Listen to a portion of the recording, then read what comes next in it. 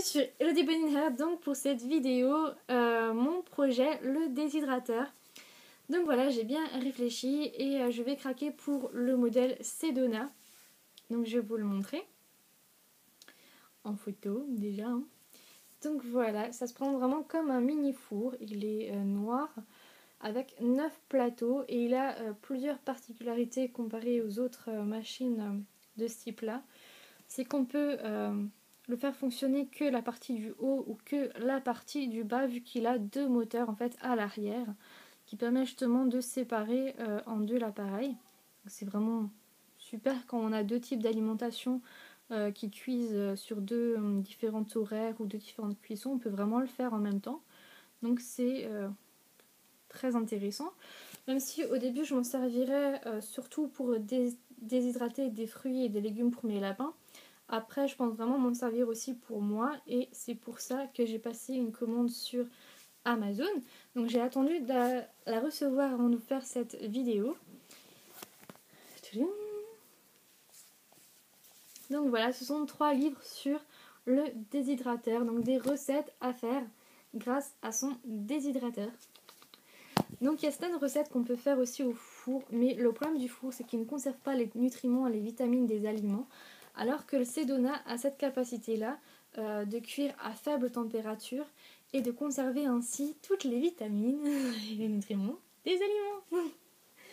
Donc voilà, parce que je me dis que ça serait super, parce que moi j'aurais 3 mois de conservation de mes carottes, de mes pommes séchées, donc je pourrais leur en donner pendant la saison, ça va être génial. Non mais ça va être génial, j'ai trop hâte. J'ai aussi décidé de changer leur alimentation en supprimant les cunis complètes. Alors je vais m'attirer les foudres de tout le monde, je sais.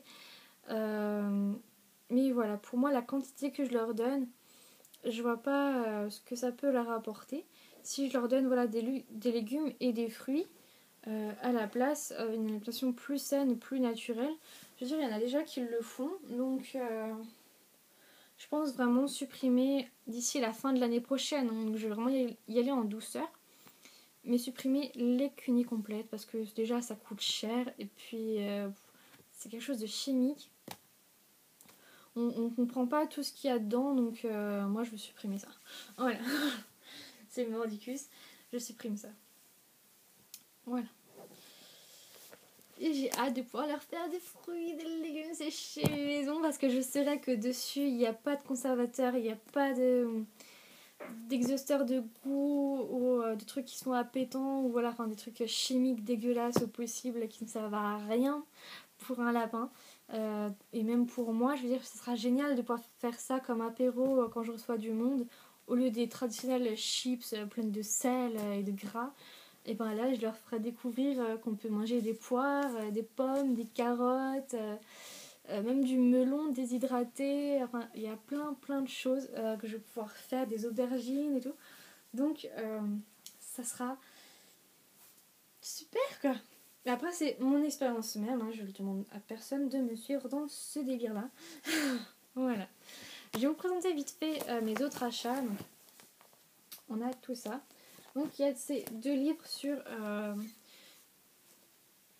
sur des smoothies, en fait, fruits et légumes. Donc, c'est pour ça qu'on appelle ça les smoothies verts. Vu qu'ils associent, par exemple, le kiwi, comme vous voyez ici, la salade, le persil plat et la menthe. Donc voilà, dès que vous associez des fruits et des légumes, pas forcément verts, parce que moi j'en ai fait par exemple avec de la carotte, banane, orange, pomme et citron, et c'était juste super bon. Je les ai passés au mixeur, voilà, et je l'ai bu et c'était génial.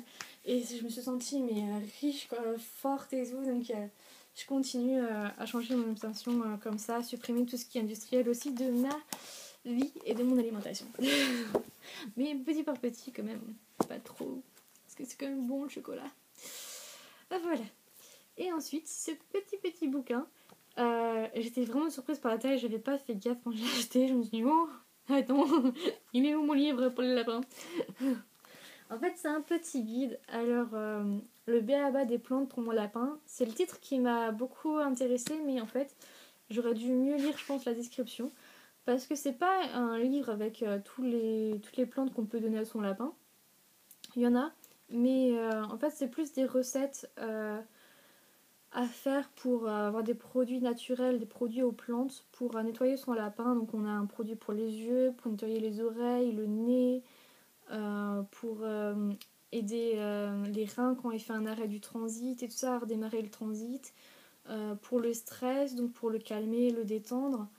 Donc voilà, et en plus il précise bien que ce n'est en aucun cas un guide qui peut vous empêcher d'aller chez le vétérinaire, hein. Il est important au moindre symptôme, au moindre comportement étrange de votre lapin de l'emmener chez le vétérinaire, car lui seul voilà, a les études qu'il faut, les médicaments qu'il faut. Ne pas hésiter de donner des médicaments chimiques voilà, à votre lapin. Moi voilà, je continuerai à aller au vétérinaire malgré le changement d'alimentation et vraiment essayer d'être le plus naturel possible avec mes lapins.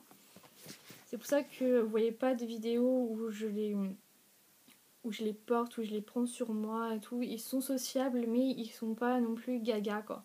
Ils restent lapins. En plus, nouvelle bêtise de Jack, il arrive à sortir de l'enclos. Ça fait 2 jours de suite, là j'étais un week-end chez des parents, bref. Et en rentrant, Jack était dehors. Je me dis bon, ça se trouve, j'ai mal fermé, les lapins n'étaient pas ensemble quand j'ai fermé l'enclos. Je me dis bon, c'est pas grave, il a toujours de l'eau et du foin dans la panier à foin de mes animaux là. Je me dis bon, c'est bon, il est pas mort de faim. Mais il m'a refait le coup, je suis allée dormir chez mon copain et il m'a refait le coup. Ce matin, je l'ai retrouvé dehors. Je me suis dit non, mais non, non, là non. Et si, Jack arrive à sortir de l'enclos, donc voilà, c'est une nouvelle bêtise. Il faudra que je surveille. Donc voilà, j'espère que cette vidéo vous aura plu. Et surtout, n'hésitez pas à me dire en commentaire si je devrais arrêter de faire des vidéos sur le déshydrateur. Parce que j'ai déjà une deuxième chaîne, donc au pire, ça ne me dérange pas de faire ces informations-là sur ma deuxième chaîne et de vous la mettre en barre d'infos. Mais voilà. Allez, j'espère qu'on se retrouvera bientôt. Bisous!